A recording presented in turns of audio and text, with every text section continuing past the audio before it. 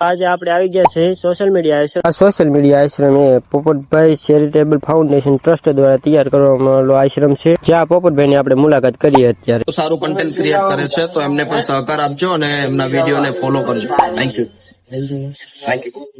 આવી રીતે અંદર જો બધા પ્રભુજીઓ બેઠા છે, આવી રીતે બધા બેઠા છે, આવી રીતે પાણીની વ્યવસ્થા કરવામાં આવેલી છે પ્રભુજીઓ માટે।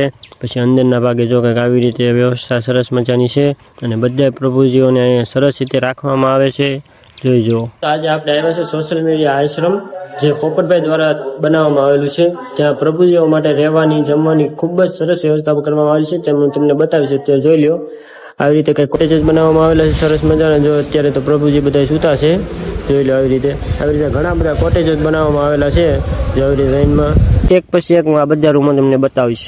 આવી રીતે કંઈક અંદર જો પલંગ ઉપર સરસ મજાના બેડ, પ્રભુજીઓ માટે ઓઢવાના કંબલની વ્યવસ્થા છે। હવે આપણે કોઈ પણ પ્રભુજીનું નિવેદન લઈ લઈએ કે અહીં કેવી રીતે વ્યવસ્થા છે, કેવી રીતે તેઓ બધા રહે છે, કેવું કેવું છે, તો સાંભળજો જરૂર। मीडिया आश्रम से बोल रहे सर, कहीं भी अगर कोई भिखारी नजर आ जाए तो रेलवे स्टेशन में या बस स्टैंड, ऑटो स्टैंड, कहीं भी, तो आपको टोल फ्री नंबर बता देते हैं 77-100-148 पे फोन कर देना, गाड़ी लेने चल जाएगी। जय माता जी की।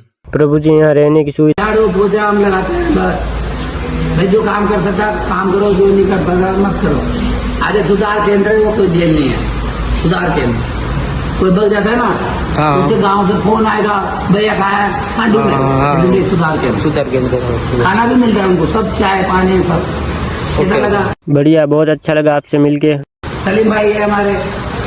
कैसे हो भैया, मजा में हो? અને જો તમને મારા આવા યુઝફુલ ટ્રીપના વિડીયો ગમતા હોય તો મારી ચેનલ નિકુ લાઈફસ્ટાઈલ વ્લોગને અત્યારે સબસ્ક્રાઈબ કરો, અને આવા નવા વિડીયો આ ચેનલના માધ્યમ દ્વારા તમને મળતા રહેશે। તો આવતા વિડીયો મળીએ।